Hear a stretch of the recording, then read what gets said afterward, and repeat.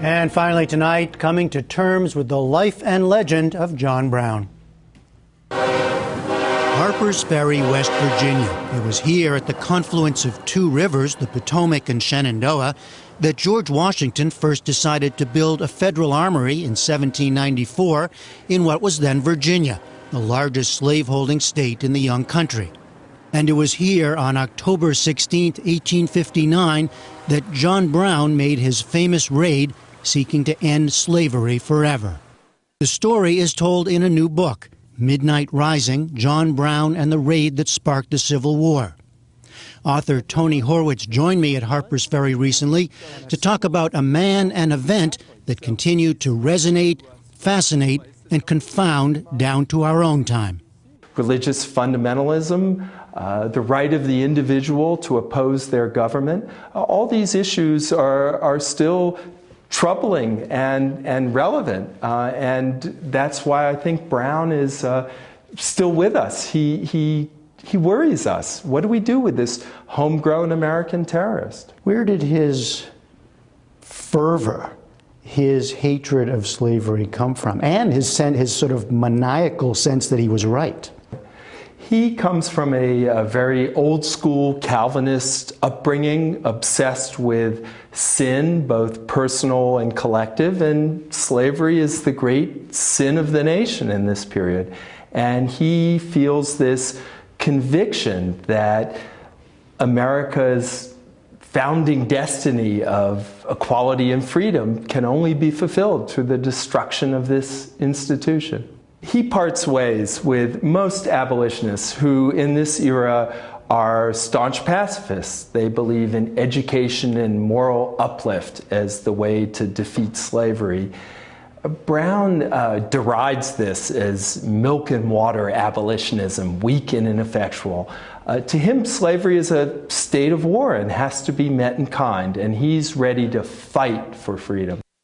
The fight began in what became known as Bleeding Kansas, the main battleground in the struggle over whether slavery would extend to new territories. And for Brown, it continued in the salons and mansions of the North, where he sought support and funding. Brown is not a lone gunman. He, after his Kansas exploits, goes east in full freedom fighter persona and really touches the nerve in the North. He's got this charisma, this moral magnetism that gets people to give money and guns to his cause. He dines at the home of Ralph Waldo Emerson and other Thoreau. Major figures of the time. He's feted in the lecture halls and parlors of New England. It's a little like the 1960s when you had wealthy Manhattanites hosting Black Panthers and other radicals. This sort of rough-hewn frontier warrior has this intoxicating effect on genteel parlor radicals of the North. The culmination was the raid on Harpers Ferry, planned for months at the nearby Kennedy Farm in Maryland and carried out by a guerrilla band of just 18 men. I think he also thought that whatever happened here, he would shock the nation. He thinks that he's striking a symbol of American power in the largest slave state in the country. And he's going to stir the nation, whether he dies or not here, into confronting this great evil. And I think that's what he's really after. The town was shocked and surprised, all right, but within hours, Brown, some of his men, and several hostages were trapped by a detachment of U.S. Marines under the leadership of then-Colonel Robert E. Lee in the small engine house, which became known as John Brown's Fort. It's like a bank heist gone bad. And this is a small place, but there were a lot of people crowded in here. There were about 25 people crowded in here. By the end of it, a few of them dead and dying. They've got no food and water. They haven't been out for hours, and there's a sort of howling mob outside. Oh, it's surrounded. Surrounding them and firing pot shots. And Robert E. Lee and the Marines are preparing to batter down the door, and this is John Brown's last stand.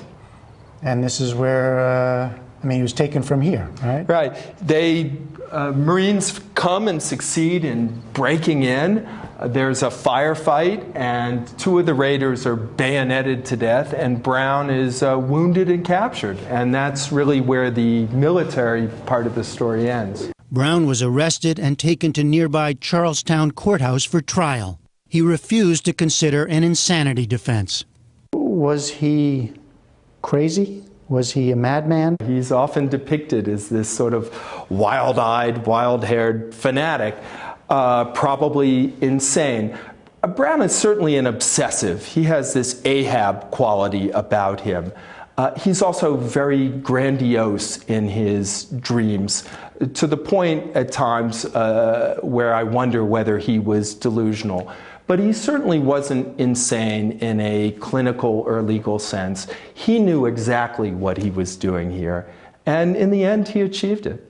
Well, in the end, he achieved it. I mean, what's interesting, of course, he failed at the raid. Right. But as you write about, he succeeded in the aftermath before his execution. Well, this is one of many great ironies in this story, that John Brown, who's the man of action, who thinks words will never end slavery, comes here to attack, and actually he fails as a man of action. This raid is a debacle in military terms, but he triumphs through the power of his words after the raid and his courage in facing death. And that's what really has made him a legend. At the trial, says Horwitz, Brown turned the case around and put his accusers on trial.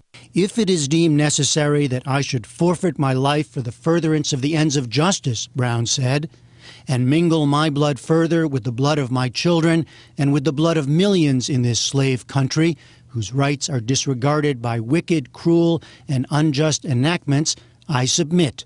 So let it be done. Terrorist, freedom fighter. Earlier we talked about whether he was crazy or a madman. Have you, after spending this time with him, come to define him in your own head?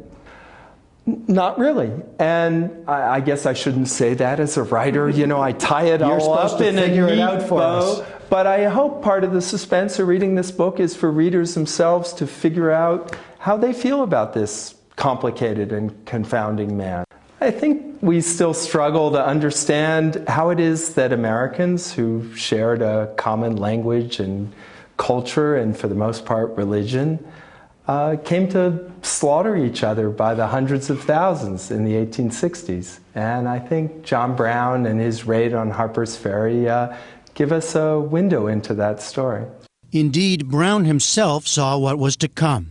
As he was taken from jail to the gallows, he handed one of his guards a note that read in part, I, John Brown, am now quite certain that the crimes of this guilty land will never be purged away but with blood. 18 months later, the Civil War began.